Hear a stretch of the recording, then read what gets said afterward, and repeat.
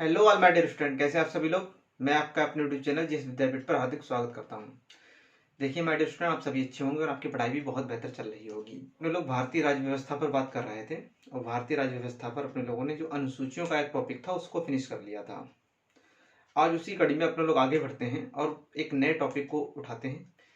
मैं आपको ये भारतीय राज्य व्यवस्था में जो बेसिक समझ होती है, जो बेसिक कंसेप्ट होते हैं, उस पर ये सीरीज आपकी चल रही है। उस पर मैंने सबसे पहले आपको ये समझाया था कि आर्टिकल क्या होता है, सेक्शन क्या होता है, क्लॉज क्या होता है, सब क्लॉज क्या होता है, चैप्टर क्या होता है, ठीक है ना, पार्ट क्या होता है। उसके बाद मैंने आप शेड्यूल पर चर्चा की थी, अनुसूचियों पर चर्चा की थी। उसके बाद आज अपन लोग चर्चा करेंगे भारतीय संविधान के स्रोत। ठीक है, ये सारी बेसिक चीजें हैं जिनकी समझ आपको होनी चाहिए। ठीक है ना। भारतीय संविधान का जो स्रोत है, यहाँ से जो है वो आपके ग्रुप सी लेवल में भी क्वेश्चन पूछे जाएंगे, ग्रुप डी लेवल में भी क्वेश्चन पूछे जाते हैं, और यहाँ से स्टेट पीसीएस और यूपीएससी भी क्वेश्चन पूछता है। जो ग्रुप डी और ग्रुप सी लेवल में क्वेश्चन पूछे जाएंगे वो सीधे पूछ देंगे कि संविधान संशोधन की प्रक्रिया कहाँ से ली गई है, आपातकालीन प्रावधान कहाँ से लिए गए हैं, विधि का शासन कहाँ से लिया गया है। लेकिन जब स्टेट पीसीएस या यूपीएससी की बात होती है तो वो लोग क्वेश्चन क्या करते हैं, एक तरफ तो प्रावधान लिख के दे देते हैं और एक तरफ जो है वो देश लिख कर दे देते हैं, किस देश से हमने क्या लिया है, इस तरीके से भी दे सकते हैं। और एक लेवल इससे आगे क्वेश्चन क्या बनेगा, कथनों कारण के क्वेश्चन बनेंगे। जब मैं टॉपिक को पढ़ाऊंगा तो साथ ही साथ आपको समझाते हुए चलूंगा। ठीक है माय डियर स्टूडेंट, तो समय को न बर्बाद करते हुए शुरू करते हैं आज अपने लोग नए टॉपिक से, भारतीय संविधान के स्रोत, सोर्स ऑफ इंडियन कॉन्स्टिट्यूशन। हमारा जो प्यारा संविधान है, कुछ आलोचक जो है भारतीय संविधान की बुराई भी करते हैं, कहते हैं ये उधार का संविधान है, ठीक है ना, ये नकल किया हुआ संविधान है, ये तो 1900 भारत शासन अधिनियम 1935 की प्रतिलिपि है, ठीक है ना। इस तरीके से बात करते हैं, तो कट एंड पेस्ट है। इस तरीके से आलोचक जो है वो भारतीय संविधान के लिए कहते हैं।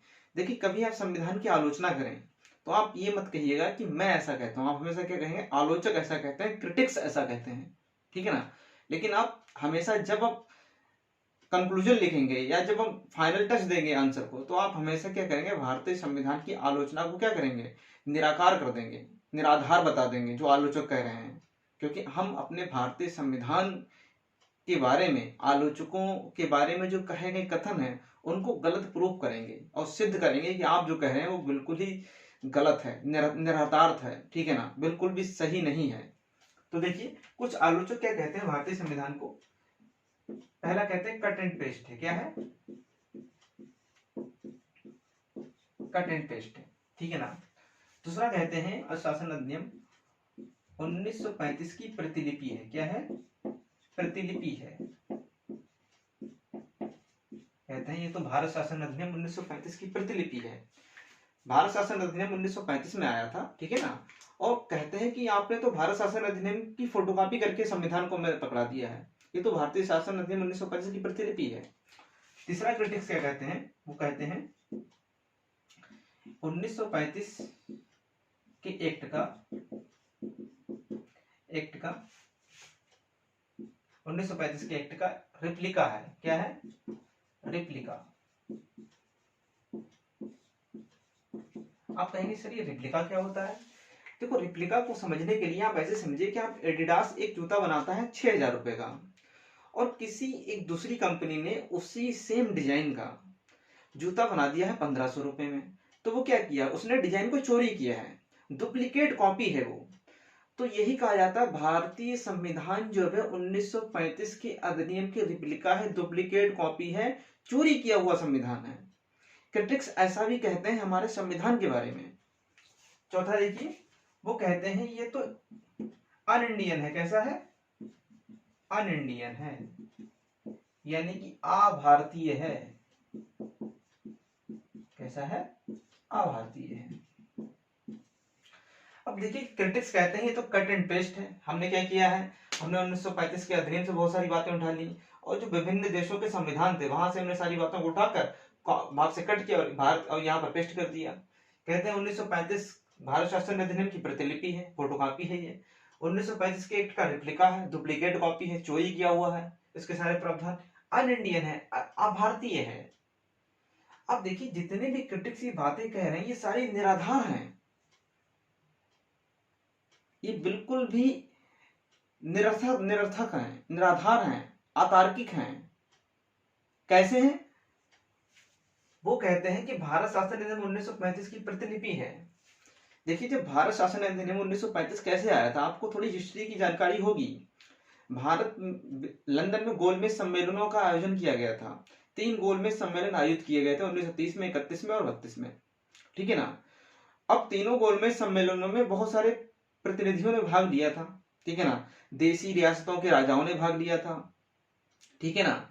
जो आपके एससी और एसटी की तरफ से भीमराव अम्बेडकर साहब ने पार्टिसिपेट किया था। ठीक है ना? हिंदू महासभा की तरफ से मदन मोहन मालवीय ने, मुस्लिम लीग की तरफ से जिन्ना ने। ठीक है ना? तो इस तरीके से बहुत सारे प्रतिनिधियों ने भाग लिया था गोलमेज सम्मेलनों में, और कांग्रेस ने केवल द्वितीय गोलमेज सम्मेलन जो 1931 में हुआ था उसमें पार्टिसिपेट किया था। और कांग्रेस की तरफ से महात्मा गांधी जी गए थे रिप्रेजेंटेटिव बनकर। ठीक है ना? लंदन में जब तीनों गोलमेज सम्मेलन आयोजित किए गए, तीनों गोलमेज सम्मेलनों का जब सार निकाला गया, तीनों गोलमेज सम्मेलनों में जो चर्चाएं हुई, उन चर्चाओं के आधार पर भारत में एक अधिनियम तैयार किया गया जिसको बोला गया भारत शासन अधिनियम 1935।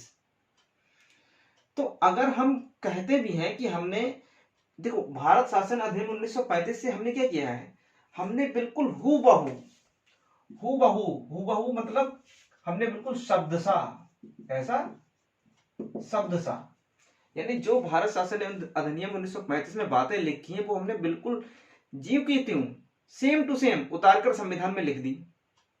तो इसका मतलब ये थोड़ा ना कि भारतीय संविधान की प्रतिलिपि, ऐसा इसलिए क्योंकि जब भारत शासन अधिनियम 1935 बना, वो गोलमेज सम्मेलनों में जो गोलमेज सम्मेलन आयोजित हुए थे उनमें जो प्रतिनिधि गए थे उनके द्वारा दिए गए विचारों को सोच विचार कर बनाया गया। तो भारत शासन अधिनियम में जो प्रावधान दिए गए हैं उसमें भारतीयों का भी क्या है, बहुत बड़ा योगदान है। एक तो इसलिए हमने भारत के संविधान में 60% हिस्सा जो है वो भारतीय शासन अधिनियम 1935 में से लिया गया है। दूसरा, हम एक ये भी यहाँ पर तर्क दे सकते हैं कि आपको पता है, आप सभी को तो ये पता ही होगा कि हमारे ऊपर अंग्रेजों का शासन था, अंग्रेज हम पर रूल कर रहे थे, और पूरे भारत के लगभग 3/4 पार्ट पर अंग्रेजों का शासन चलता था। और 3/4 जनसंख्या जो थी वो अंग्रेजों के द्वारा बनाई गई रूल एंड रेगुलेशन से बिल्कुल अभ्यस्त हो गई थी, उनको अडॉप्ट कर लिया था। बस जो प्रिंसली स्टेट थी, जो देसी रियासतें थी, वहां पर अंग्रेजों के रूल एंड रेगुलेशन नहीं चलते थे, तो वो जनता इनके कानूनों से अभ्यस्त नहीं थी। और हम अभी आजाद हो रहे थे, तो हमारी भारतीय जनता थी वो इन कानूनों से, इन पॉलिसी से अभ्यस्त थी। ये वजह भी थी कि हमने 1935 के प्रावधानों को भारत शासन अधिनियम 1935 के प्रावधान जो थे उसको हमने भारतीय संविधान में क्या कर लिया, सम्मिलित कर लिया। तो हम ये तर्क दे सकते हैं। दूसरा, वो ये कह रहे हैं कि ये दोनों तर्क सिद्ध हो गए। दूसरा, वो कह रहे हैं कि अन इंडियन है, अभारतीय है। ये तो बिल्कुल ही बेबुनियाद, बिल्कुल ही अतार्किक, अमानवीय बात है। भाई, हमारा संविधान किसने बनाया? संविधान सभा ने बनाया। कुछ लोग तो हम पर ये आरोप लगाते हैं, कुछ क्रिटिक्स जो हैं, जो विदेशी क्रिटिक्स हैं, वो कहते हैं भारतीय संविधान जो बना वो तो संविधान सभा ने बनाया, लेकिन संविधान सभा जनता के द्वारा चुने गए प्रतिनिधि कहाँ थे? हम मानते हैं कि संविधान सभा में जो लोग गए थे वो जनता ने उनको डायरेक्ट नहीं चुना था, क्योंकि उस समय हम चुनाव नहीं करा पा रहे थे। उस टाइम अंतरिम गवर्नमेंट हमारे यहाँ काम कर रही थी। लेकिन उनको ये भी तो पता होना चाहिए, जो लोग संविधान सभा के लिए चुने गए, जब भारत में 1952 में आम चुनाव हुए तो वो सारे लोग जीत कर हमारी संसद में पहुंचे। अगर जनता का उनको समर्थन प्राप्त ना होता, जनता उनको इतना ज्यादा प्यार ना करती होती, जनता उन पर इतना ज्यादा विश्वास ना करती होती, तो वो 1952 के चुनाव में जीतकर संसद कैसे पहुंचते? तो ये बिल्कुल निरर्थक बात है कि भारतीय संविधान जो है वो अभारतीय है, इसको भारतीयों ने ही बनाया है। आई थिंक आपको ये चारों पॉइंट क्लियर हो गए होंगे। ठीक है ना? आपसे क्वेश्चन पूछा जाएगा, भारतीय संविधान का सबसे बड़ा स्रोत क्या है? हमने, मतलब हमारे संविधान में सबसे ज्यादा प्रावधान कहां से लिए गए हैं, कौन से देश से लिए गए हैं? अगर आपसे पूछा जाए भारतीय संविधान का सबसे बड़ा स्रोत, तो आप क्या कहेंगे? आप कहेंगे इंग्लैंड। क्या कहेंगे? इंग्लैंड। हमारे संविधान की जो बुनियाद है वो इंग्लैंड से है, क्योंकि इंग्लैंड से हमने बहुत सारी चीजें ली हैं। अभी इसको डिटेल में अपने लोग पढ़ने वाले भी हैं, और इसलिए भी इंग्लैंड ही हम पर रूल कर रहा था। देखो, अगर आपसे क्वेश्चन पूछा जाए भारतीय संविधान का सबसे बड़ा स्रोत क्या है, इंग्लैंड, और ऑप्शन कुछ इस तरीके से हो, वो पूछेंगे भारतीय संविधान का स्रोत क्या है? Option A England, option B Ireland, option C USA, option D Bharat शासन अधिनियम 1935। तो अगर ऑप्शन में इंग्लैंड और भारत शासन अधिनियम 1935 दोनों हैं तो आप हमेशा किसको प्रेफरेंस देंगे? आप हमेशा भारत शासन अधिनियम 1935 को प्रेफरेंस देंगे, क्योंकि भारत के संविधान का 60% हिस्सा शब्दशः भारत शासन अधिनियम 1935 से लिया गया है। तो आप पहली प्रेफरेंस किसको देंगे? भारत शासन अधिनियम 1935 को। लेकिन अगर ऑप्शन में इंग्लैंड हो, यूएसए हो, आयरलैंड हो, जर्मनी हो, भारत शासन अधिनियम ऑप्शन में ही ना हो, तो आप प्रेफरेंस किसको देंगे? आप देंगे इंग्लैंड को। ठीक है मेरे स्टूडेंट, ये यहाँ से क्वेश्चन आते हैं और ये गलत हो जाते हैं। अब आपको यहाँ से क्वेश्चन बिल्कुल भी गलत आपके नहीं होने चाहिए, ठीक है ना। तो फर्स्ट प्रेफरेंस किसको देंगे? इसको। सेकंड किसको देंगे? आप देंगे 1935 के एक्ट को।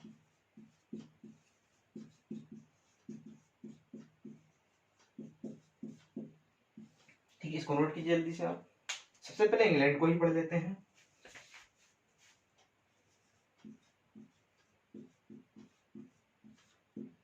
इंग्लैंड से हमने क्या क्या लिया है? सबसे पहले हमने लिया है संसदीय विशेषता। क्या ली है?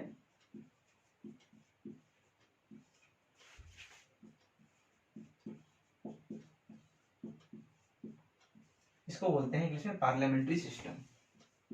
क्या ली है?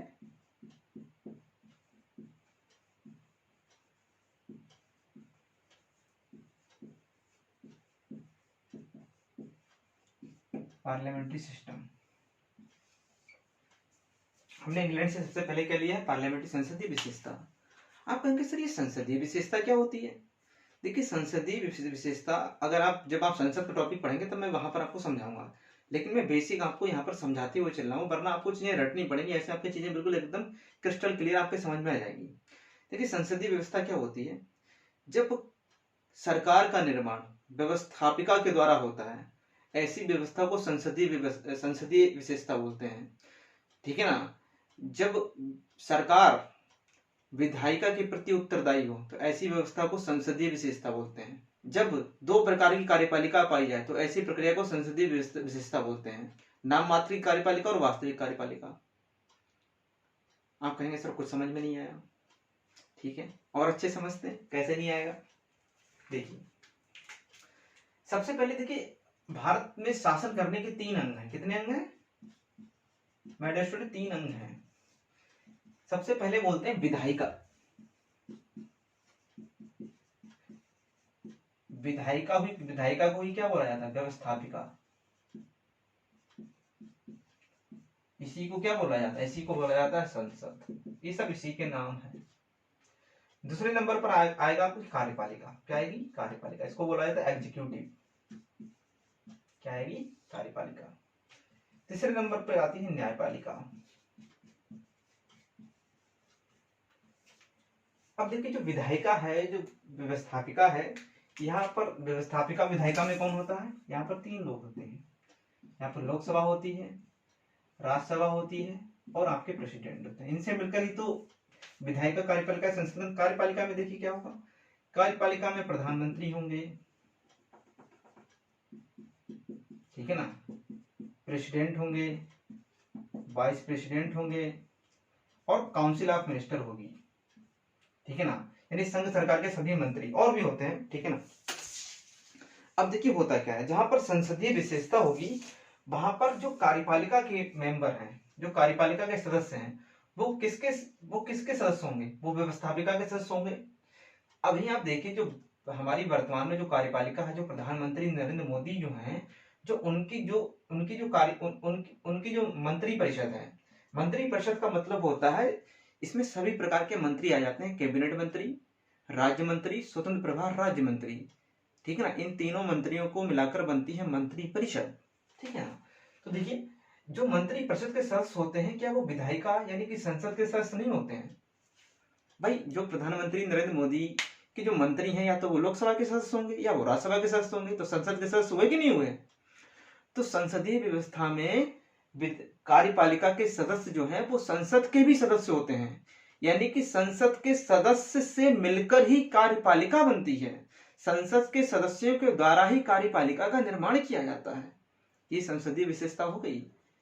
अब इसी का कंपेयर अगर करेंगे तो अध्यक्षात्मक विशेषता यानी प्रेसिडेंशियल सिस्टम जो अमेरिका में है, वहां पर क्या होता है, वहां पर जो है जो विधायिका और कार्यपालिका के मेंबर बिल्कुल एक दूसरे से अलग होते हैं।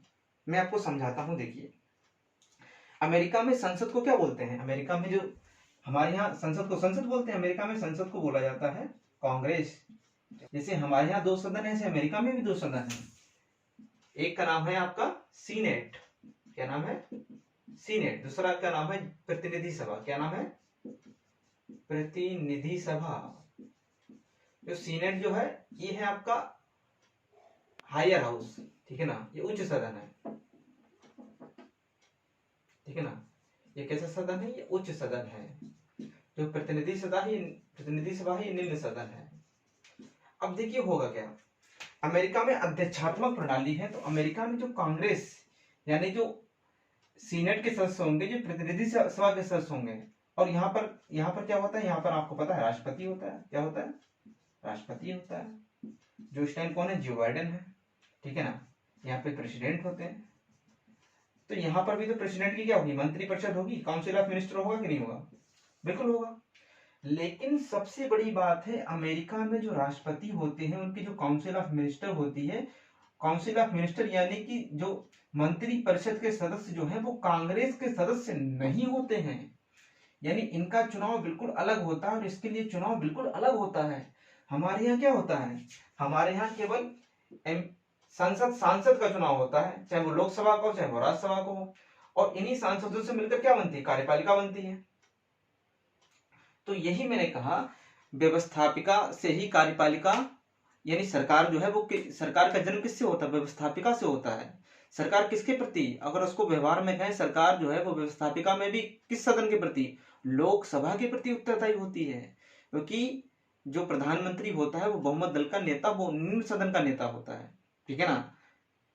ठीक है, कहाँ का होता है, मोस्टली निम्न सदन का नेता होता है, वैसे तो उस सदन से भी आ सकता है।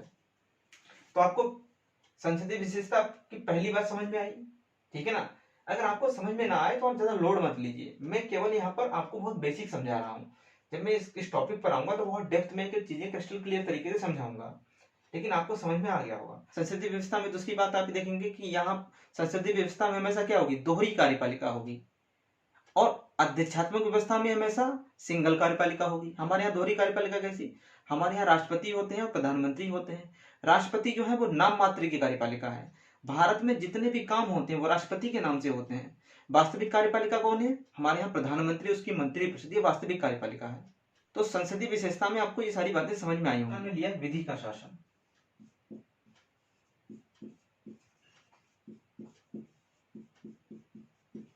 इसको बोलते हैं रूल ऑफ लॉ। क्या बोलते हैं,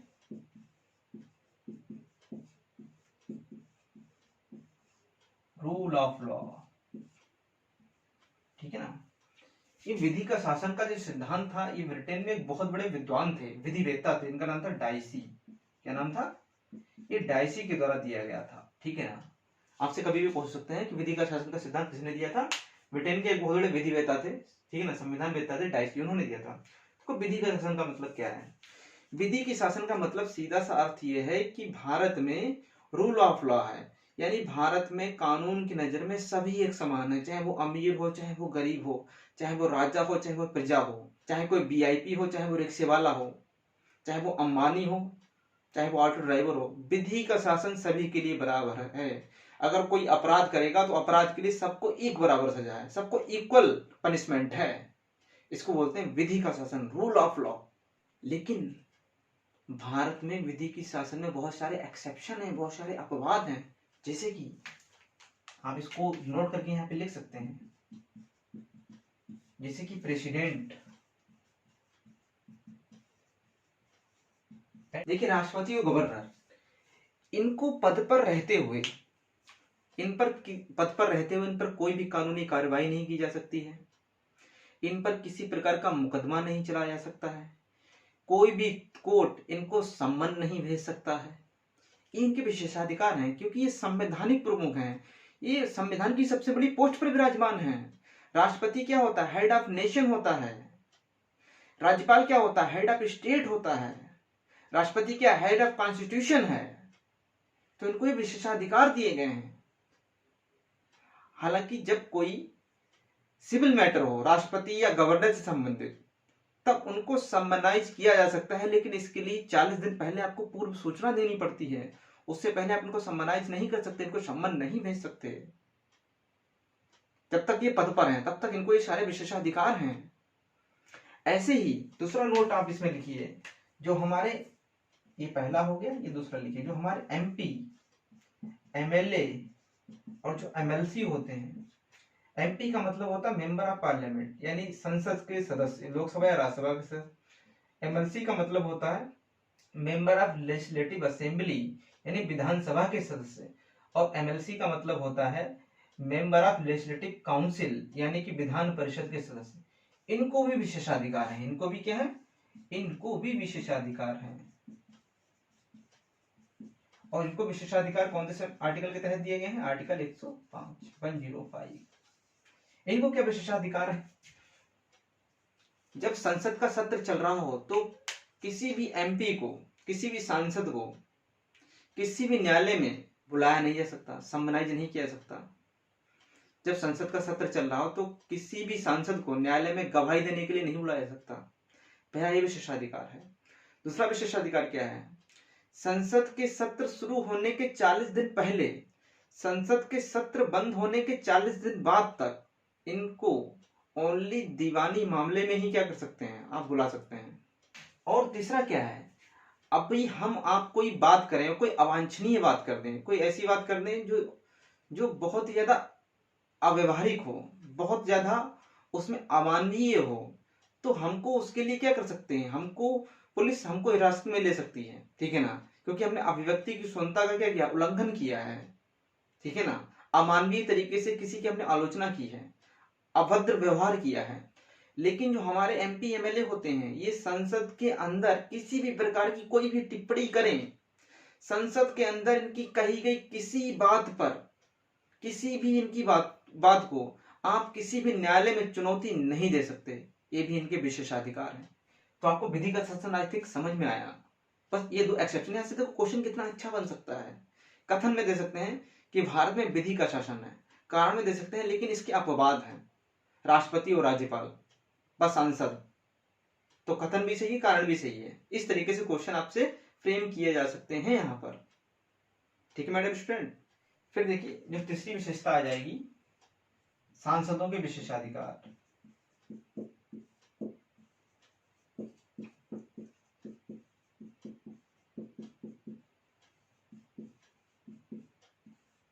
जो अभी आप लोगों ने पढ़ ली। अरे थोड़ी सी सिली मिस्टेक होगी मेरे बोलने में। जो सांसदों के विशेषाधिकार की मैंने बात की थी कि सत्र शुरू होने के 40 दिन पहले, सत्र शुरू होने के 40 दिन के बाद इनको दीवानी मामले में गिरफ्तार नहीं कर सकते, ठीक है ना। फौजदारी मामले में आप गिरफ्तार कर सकते हैं, ठीक है ना। देखिए विधि निर्माण की प्रक्रिया।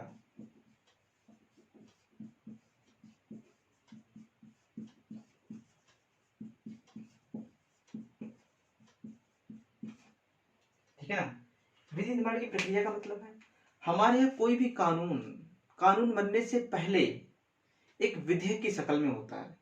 हमारे यहाँ कोई भी कानून बनने से पहले वो किस अवस्था में होता है? विधेयक की अवस्था में होता है। विधेयक क्या करता है? कोई मंत्री लेकर आता है सदन के अंदर, चाहे लोकसभा में चाहे राज्यसभा में। उस विधेयक को फिर संसद में रखा जाता है, यानी लोकसभा में रखा जाएगा, राज्यसभा में रखा जाएगा। फिर उसमें क्या होता है, यानी हमारे यहाँ कानून बनने से पहले वो किसकी शक्ल में होता है? विधेयक। क्या बोलते हैं इसको? विधेयक। क्या इसको बोलते हैं? बिल। उसके बाद क्या होता है? इस विधेयक पर क्या होती है? वाचन होते हैं। क्या होते हैं? 3 वाचन होते हैं। क्या होते हैं? 3 वाचन होते हैं। वाचन को बोलते हैं रीडिंग। क्या बोलते हैं? रीडिंग। यानी 3 बार विधेयक पर एक सदन में, 3 बार विधेयक पर सदन में क्या होती है? रीडिंग की जाती है, चर्चाएं की जाती है। उसके बाद विधेयक पर वोटिंग होती है। वोटिंग होने के बाद अगर वो पास हो जाता है फिर वो राज्यसभा में जाता है। राज्यसभा में 3 बार वाचन होता है, 3 बार रीडिंग होती है, बहस होती है, चर्चाएं होती हैं। उसके बाद उसकी वोटिंग की जाती है, वहां से भी पास हो जाता है। उसके बाद राष्ट्रपति के पास पहुंचता है। जब राष्ट्रपति अपना सिग्नेचर कर देते हैं उसके बाद ही ये विधेयक क्या बन जाता है? ये कानून बन जाता है, एक्ट बन जाता है। तो हमारे यहाँ जो विधि निर्माण की प्रक्रिया है ये भी हमने कहाँ से लिया है? ये स्रोत हमने ये प्रावधान हमने कहाँ से लिया? ये भी हमने इंग्लैंड से लिया है। ठीक है मेरे स्टूडेंट, आप नोट कीजिए इसको जल्दी। आज में नंबर पर लेगा सामूहिक उत्तरदायित्व।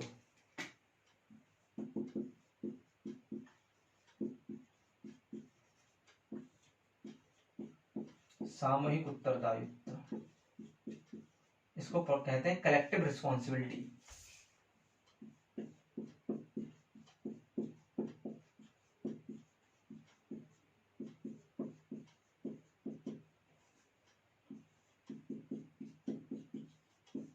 क्या बोलते हैं? सामूहिक उत्तरदायित्व, कलेक्टिव रिस्पॉन्सिबिलिटी।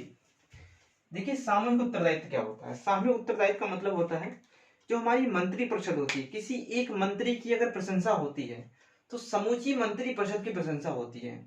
किसी एक मंत्री परिषद की अगर निंदा होती है तो संपूर्ण मंत्री परिषद की निंदा होती है। किसी एक मंत्री पर अगर अविश्वास प्रस्ताव लाया जाता है तो वो संपूर्ण मंत्री परिषद पर अविश्वास प्रस्ताव होता है। तो सामूहिक उत्तरदायित्व का सिद्धांत यही कहता है कि कोई भी कृत्य के लिए अगर कोई मंत्री जिम्मेदार है तो संपूर्ण मंत्री परिषद उसके लिए जिम्मेदार है। अगर किसी एक मंत्री के विरुद्ध सदन में निंदा प्रस्ताव आ गया, इसको बोलते हैं सेंसर मोशन, तो संपूर्ण मंत्री परिषद के विरुद्ध निंदा प्रस्ताव आ गया और अगर उस निंदा प्रस्ताव में मंत्री ने अपना एजेंडा नहीं रख पाया, ठीक है ना, तो क्या होगा? संपूर्ण मंत्री परिषद को त्याग पत्र देना होगा। यानी संपूर्ण मंत्री परिषद का उत्तरदायित्व किसके प्रति है? यानी कोई एक मंत्री नहीं, पूरी मंत्री परिषद का उत्तरदायित्व किसके प्रति है? लोकसभा के प्रति है। किसके प्रति है? लोकसभा के प्रति। अगर लोकसभा में किसी एक मंत्री के विरुद्ध अविश्वास प्रस्ताव हो गया, नॉन कॉन्फिडेंस मोशन आ गया, तो संपूर्ण मंत्री परिषद को त्याग पत्र देना पड़ता है। इसी को बोलते हैं सामूहिक उत्तरदायित्व का सिद्धांत, कलेक्टिव रिस्पॉन्सिबिलिटी बोलते हैं इसको। हालांकि इसको आगे भी डिटेल में पढ़ेंगे, बस मैं आपको समझाने की दृष्टि से यहां पर बता रहा हूं। फिर नंबर 6 पर आएगा एकल नागरिकता।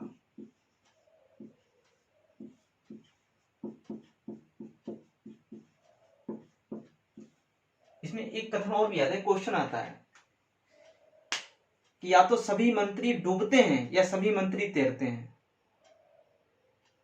अगर एक मंत्री तैरेगा तो सभी मंत्री तैरेंगे, अगर एक मंत्री डूबेगा तो सारी मंत्री परिषद डूबेगी। तो ये पूछा जाएगा ये सिद्धांत किससे संबंधित है? सामूहिक उत्तरदायित्व के सिद्धांत से संबंधित है। ठीक है मेरे स्टूडेंट, अब देखिए एकल नागरिकता, ये भी हमने कहां से लिया है? इंग्लैंड से ही हमने लिया है। ठीक है ना, कहां से लिया है? इंग्लैंड से लिया है एकल नागरिकता। आप कहीं पर जाते हैं तो आप क्या कहलाते हैं? आप भारत के नागरिक कहलाते हैं, या आप उत्तर प्रदेश के नागरिक कहलाते हैं, या बिहार के नागरिक कहलाते हैं, झारखंड के नागरिक कहलाते हैं? आप हमेशा क्या कहलाते हैं? आप भारत के नागरिक कहलाते हैं, क्योंकि हमारे यहाँ केवल एक नागरिकता है, एक सिटीजनशिप है, वो है भारत की नागरिकता। जबकि आप अमेरिका में जाएंगे तो वहां पर दोहरी नागरिकता मिलेगी।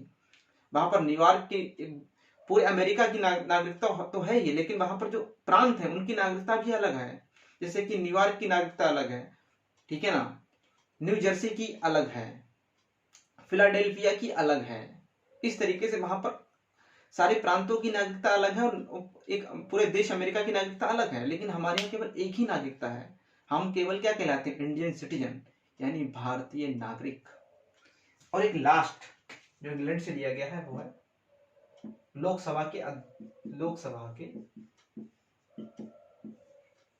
के अध्यक्ष का पद।